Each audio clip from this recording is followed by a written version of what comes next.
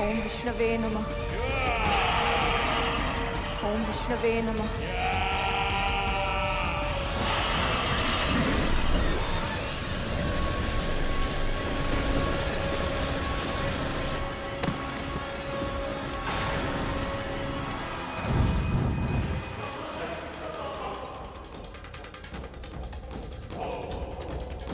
आशा कीजिए कि आपका पुत्र भी हमारी मां की रक्षा और उनका सम्मान ऐसा ही कर रहा हो।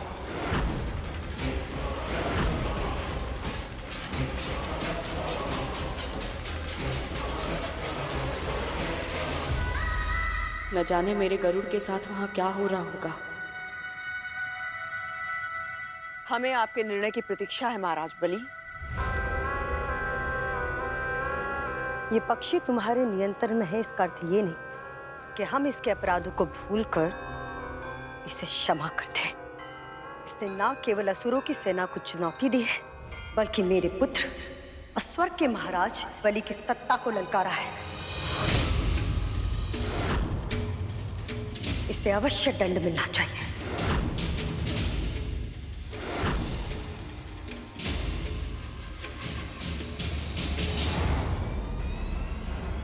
पर एक उपाय है।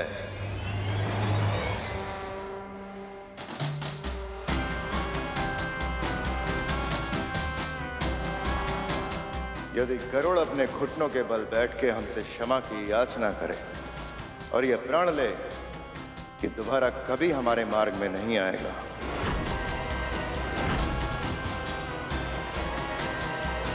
तो शायद हम उसे क्षमादान देने के बारे में विचार कर सकते हैं।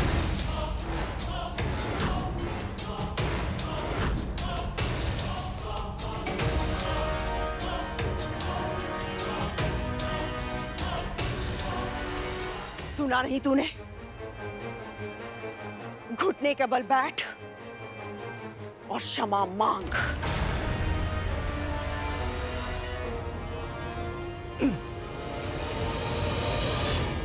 ये आदेश है मेरा गरुड़।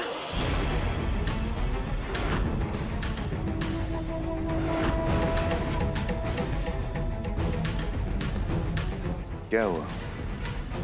तुम्हारी माँ और नाग भाई अभी भी युद्ध स्थल में है। क्या तुम उनकी और अपनी रक्षा नहीं करना चाहते?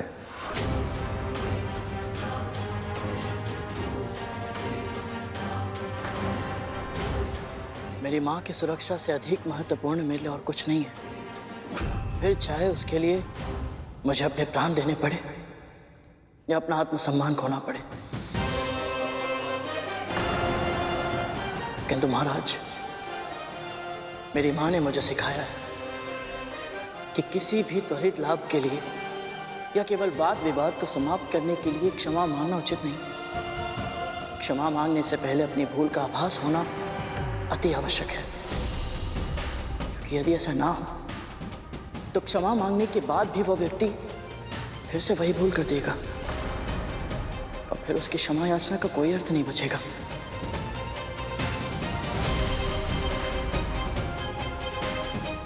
और ये सत्य है महाराज, अदिति माँ की रक्षा करने के निर्णय को मैं अनुचित नहीं समझता।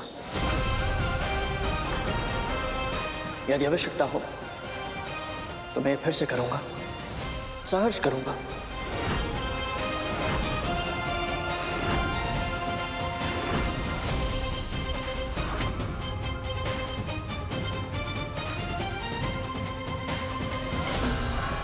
गरुड़ के वचनों में दृढ़ता है, इसके लिए मृत्युदंड सम्मान की बात होगी।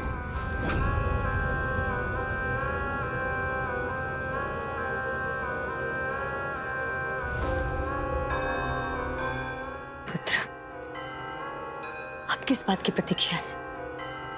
असुरों के महाराज, स्वर्ग के शासक हो तुम। जो शीश तुम्हारे सामने ना झुके उसे धड़ से अलग करना उचित है। जो शीश तुम्हारे सामने ना झुके उसे धड़ से अलग करना उचित है।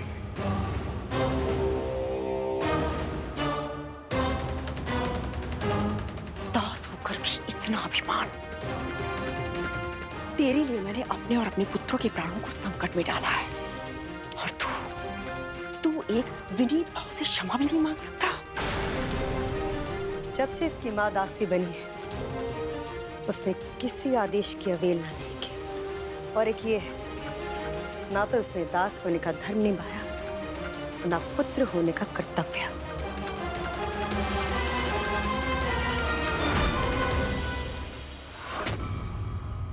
महाराज के आदेश का उल्लंघन करके तूने अपनी मृत्यु का आमंत्रण दिया है। मैं तो कहता हूं, इस पक्षी के कर्कश गायन की प्रतीक्षा ही क्यों करनी। मैं अभी यमदूत से इसका साक्षात्कार करवाता हूं।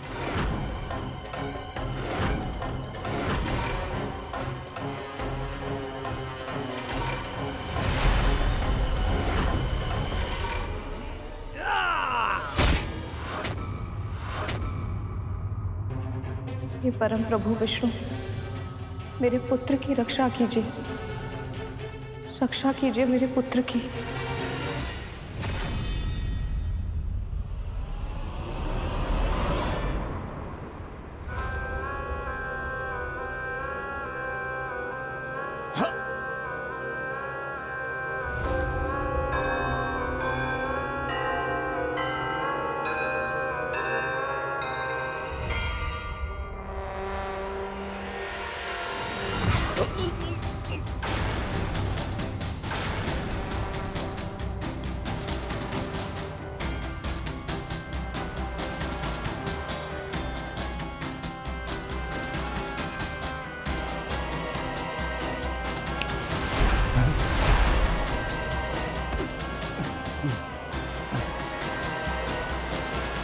मृत्यु केवल शारीरिक हिंसा से नहीं होती राहु।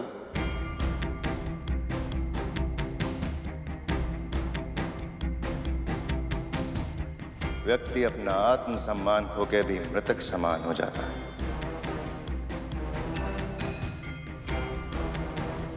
यदि गरुड़ एक बार क्षमा नहीं मांग सकता, तो उसे सहस्त्र बार झुकना होगा। पूरी प्रजा के सामने से 1,008 बार करबद्ध प्रणाम करके हमारे महाबलीपुरम की प्रदक्षिणा करनी होगी।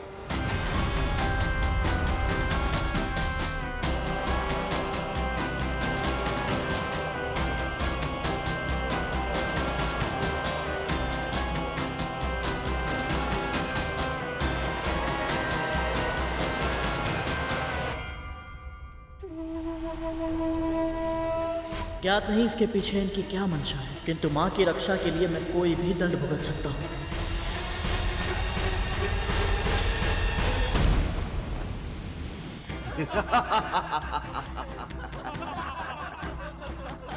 सुना है ये बहुत ही शक्तिशाली पक्षी है।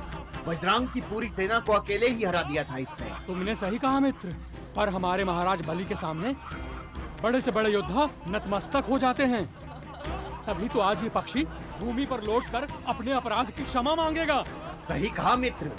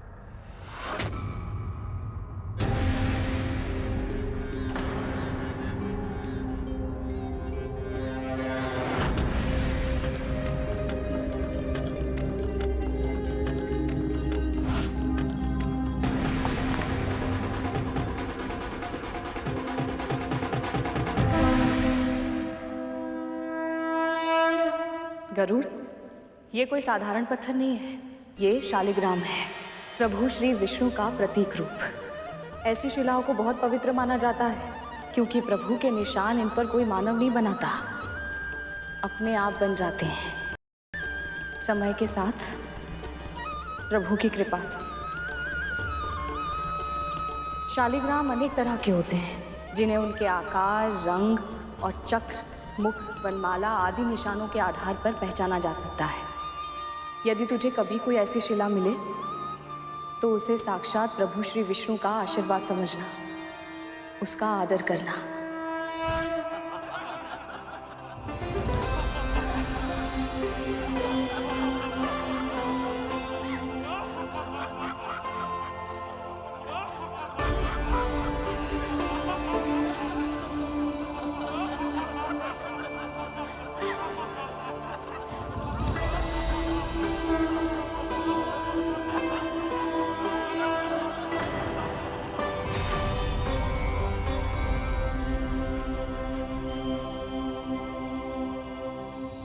ओम विष्णवे नमः।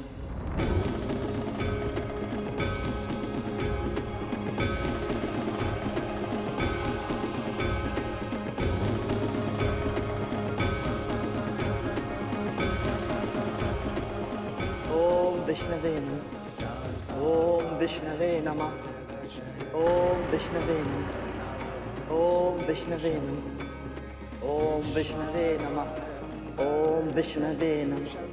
ओम विष्णवे नमः। ओम विष्णवे नमः। ओम विष्णवे नमः।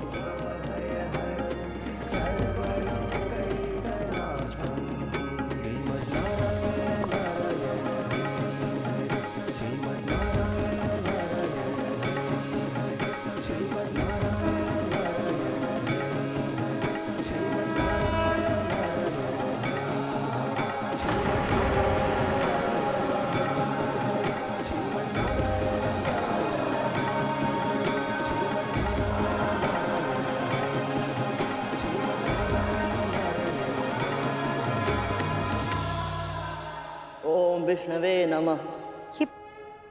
ये पक्षी क्या कर रहा है? इसे नगर की परिक्रमा करने के लिए कहा था और ये तो सिर्फ पत्थर के चारों ओर चक्कर काट रहा है। इसको ना केवल महाबलीपुरम की, देखिए ये संपूर्ण सृष्टि की परिक्रमा कर रहा है। ओम विष्णवे नमः। ध्यान से देखिए। ओम विष्णवे नमः। ओम विष्णवे नमः। शालिग्राम।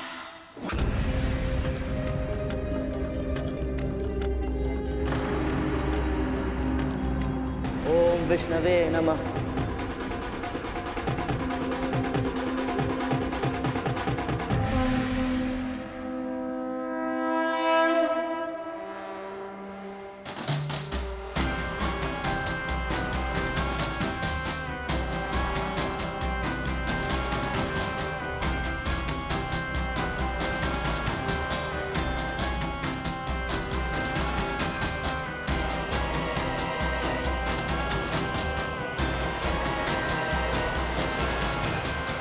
हम असुर सदा से महादेव शिवशंकर के भक्त रहे, किंतु आज तुमने शालिग्राम की परिक्रमा करके भगवान विष्णु को भी यहाँ स्थापित कर दिया है। आज से महाबलीपुरम में भगवान विष्णु की भी भक्ति हो।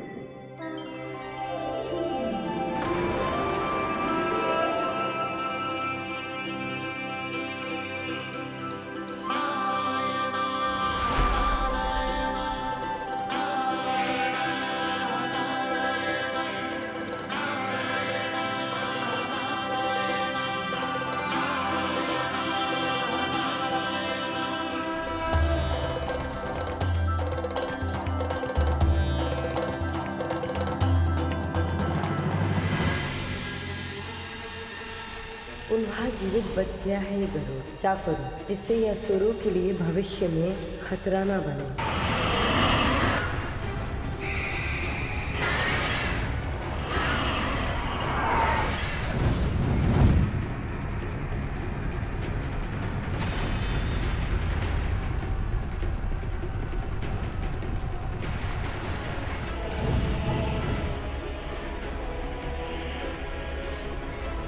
बच क्या रहा हो?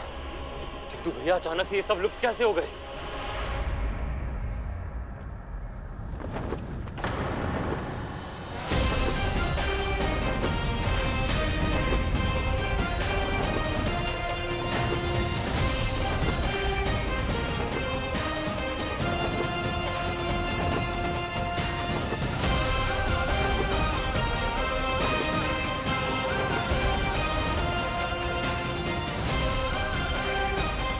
प्रभु, आपका कोटि कोटि धन्यवाद।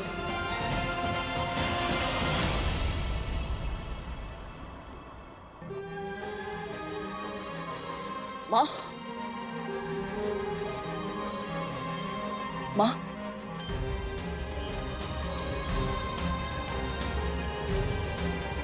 इसे छोड़िए माँ, आप सकुशल है?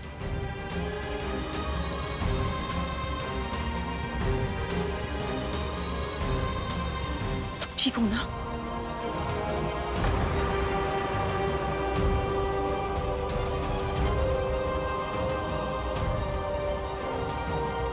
आज तुम दासों के लिए मैंने मेरे पुत्रों के प्राणों को दांव पर लगाया है।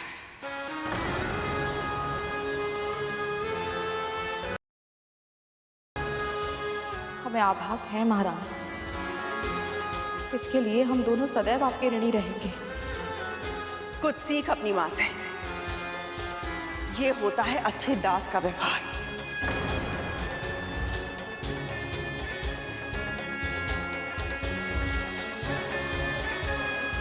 और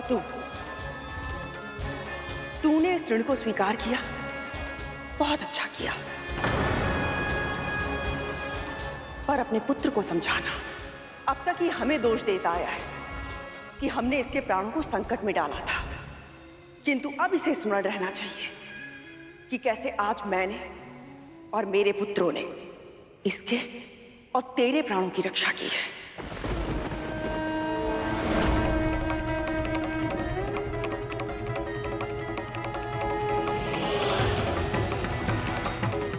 महारानी, मैं सच्चे हृदय से आप सबका आभारी हूं।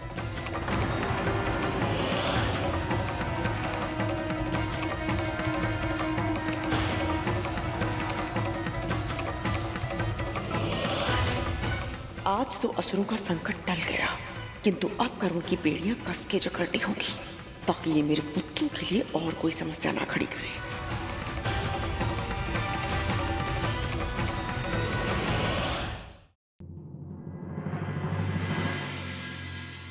माया भी बहुत ढीठ है।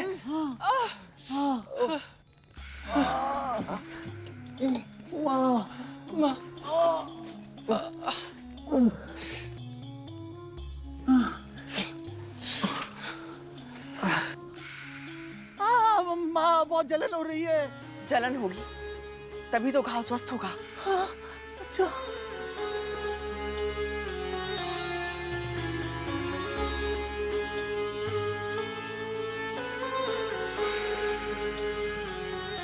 माँ, सत्य कहूं, जब आप अचानक से गरुड़ के साथ चली गई तो मैं भी सोच विचार में पड़ गया। महाराज बलि से अकेले मिलने जाने का निर्णय आपको संकट में डाल सकता था माँ। आपने ऐसा क्यों किया? क्योंकि वो अपने पुत्रों से बहुत प्रेम करती हैं। पता है उन्हें, गुरु शुक्राचार्य की मृत संजीवनी विद्या के कारण वर्तमान में असुर बहुत अधिक शक्तिशाली हैं। उन्हें सर्पों का शत्रु बनाना नहीं चाहती कद्रू दीदी। बड़ी माँ अपने पुत्रों की रक्षा करना चाहती थी, ये तो मैं समझता हूँ माँ। पर जब दीदी माँ ने उनसे कहा कि वो मुझे असुरों को सौंप दे और ये युद्ध समाप्त हो जाएगा, तो उन्होंने मेरी रक्षा क्यों की? क्यों मुझे दीदी माँ को नहीं सौंपा उन्होंने? क्योंकि मैं दीदी को अच्छे से जानती हूँ। वो गरुड़ को दास बना लेती और अवसर पड़ने पर उसकी अद्भुत शक्तियों को हमारे विरुद्ध उपयोग करती।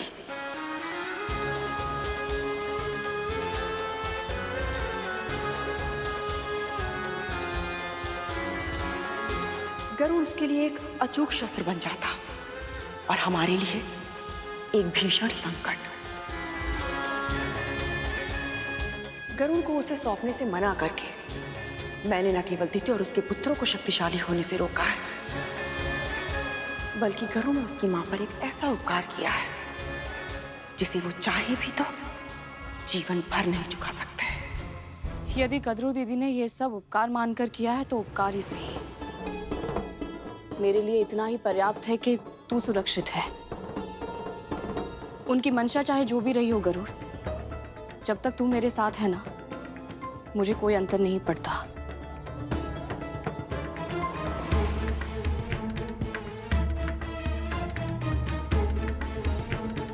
किंतु मुझे अंतर पड़ता है माँ। आखिर ऐसा क्या चल रहा है उनके मस्तिष्क में? शीघ्र ही मुझे कुछ ऐसा करना होगा कि गरुड़ और उसकी माँ मेरे हाथों की कठपुतलियां बनकर रह जाए।